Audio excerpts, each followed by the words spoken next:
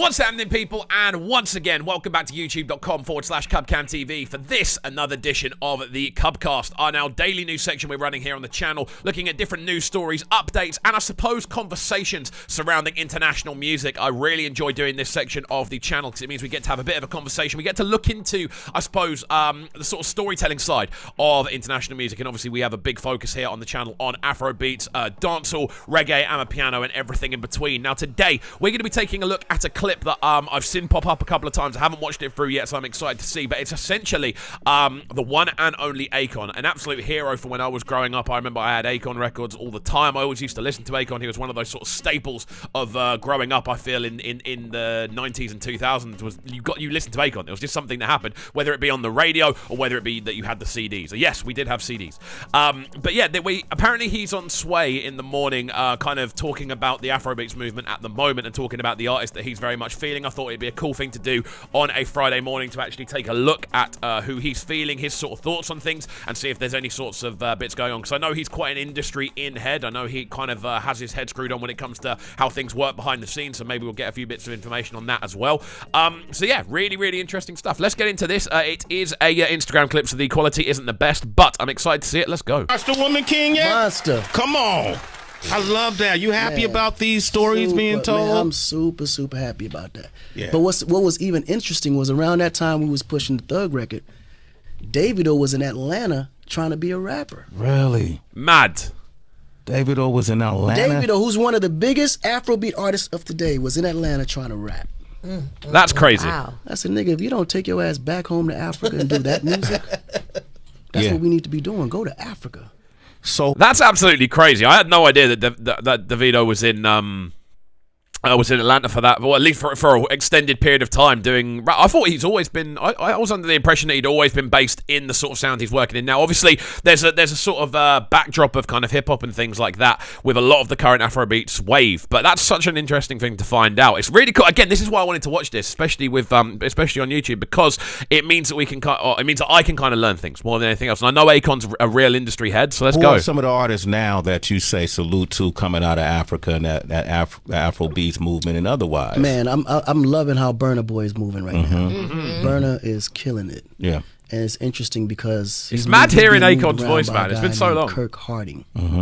Kirk Harding used to be the head of international for Convict when I was at SRC. Okay. Wow. He literally gave BURNA the AKON blueprint to break him. Mad. Wow. That's crazy to hear. So the same guy that was kind of marketing and managing for AKON when AKON was blowing up, when he was at Convict, actually gave the same kind of blueprint to BURNA. That's so cool. Again, I need to stress, this is why I wanted to watch this on here, because if you watch Akon's movements over the years, he's always been someone that's been very industry savvy. He's used his kind of influence and he's used his kind of industry position very well. And I think that's such a cool thing to see, that he's now looking at BURNA Boy going, I know the person that's running how you're doing things, and I know exactly how it's being done because it's the same blueprint that I had. That's crazy to see. And obviously BURNA is taking over the world. I think the reason I was so keen on watching this as well is just to see the appreciation be given to these artists that are now taking over the world. And it's awesome to see. Let's go. BURNA is one of the most.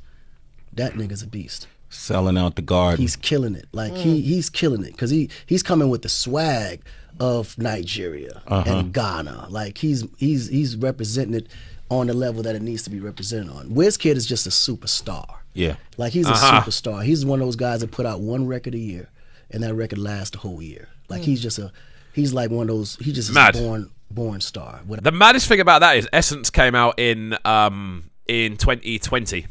It's still getting run today. He's only just put out the follow-up single. How mad is that? Like, it's true. With Wiz, you do look at it and go, he'll put out one tune and it will last forever. Same happened with Come Closer, and it's happened with a couple of other bits as well. Obviously, he had he had Ballon d'Or, I think that was at the start of this year with BURNA, and now he's just put out a solo record. If we're talking about, like, his solo... But again, Essence isn't a solo record, so I suppose he's released a couple of bits this year.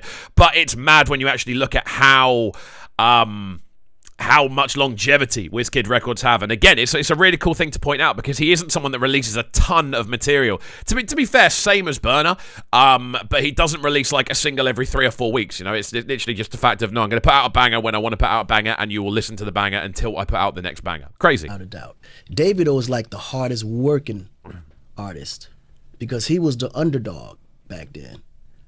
everybody wanted to be a WizKid. Everybody praised WizKid. So Davido was like the one, like he was the underdog. But what he had support was he had a wealthy family. Mm-hmm. So he was able to come every week with a new song, new video. He just kept coming. Like his road, I mean, his discography when it comes to songs, you go on Davido, he got more songs on there than any Afrobeat artist out.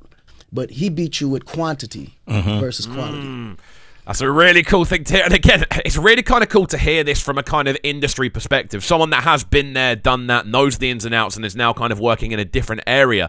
To kind of look at that and go, like, you've got Wiz, who is like the superstar. You've got BURNA, who is kind of like this massively kind of expanding beast at the moment. And then you've got Davido, who is literally just consistency and quantity. It's a really kind of good way of looking at that trifecta of what I believe to be the three biggest artists over the last sort of 10 years or so coming out of that Afrobeat sound.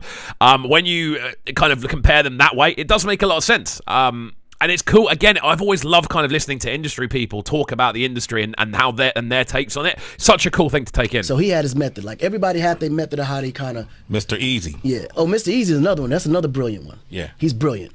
He's super smart. He's more of a businessman to me than an artist. But he understood how... Let's go Easy getting the praise. To the money. We've had them all up here, except for Davido. Oh, no? No, can you make that happen? There we go. What a very, very cool interview that is. I found this really interesting because, again, the most beautiful thing about having someone like AKON on that platform is literally he is someone that is going to big people up. He's someone that is going to know what he's talking about as well. And it's just a cool thing to see. I love the praise that he's giving BURNA, giving Wiz, giving Davido, and giving them the praise for the things that they do well. And I agree with every word of that when it comes to... Again, how he's described that trifecta of people. But then when you kind of double that up and then look at his kind of praise for Mr. Easy, saying Mr. Easy's another fantastic artist, but he's someone that is more of a businessman now. Mr. Easy has actually followed quite a similar route to AKON in what he's done. He's kind of gone in, made the bangers, come out, and now he's doing his own thing. He's working behind the scenes and he's helping other people. I find that sort of thing so fascinating, and I think looking at things like that might be something we do a little bit more often on the channel, because I have such a kind of keen interest in how the industry works, whether that be speaking to artists or managers or video directors or anything along those lines. That's the sort of thing that I always find really interesting. So there we go. And also on top of that, AKON's a legend of the game, and I do hope he does get back involved, maybe even with a few collaborations. I love AKON. For what he did during that sort of early 2000s period, that convict music period where he was just putting out banger after banger after banger.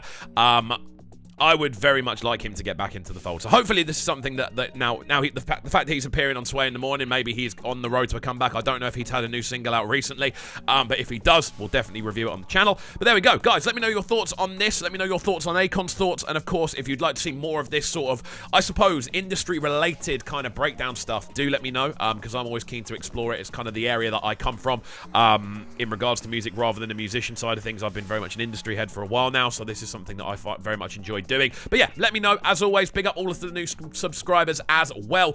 We're rocketing forward at the moment. This has been the biggest month for new subscribers on the channel. We've gone up 5,100 new subs in the last 28 days. So I cannot thank you all enough. Big up all of you for getting involved, and of course, enjoy the rest of your Friday. Enjoy your weekend. If you are new to the channel, make sure you're hitting that subscribe button on the right-hand side of the page, turning notifications on, of course, leaving a like, leaving a comment, and all of that good stuff. And we shall see you all next time. Peace. Sounding so good right now.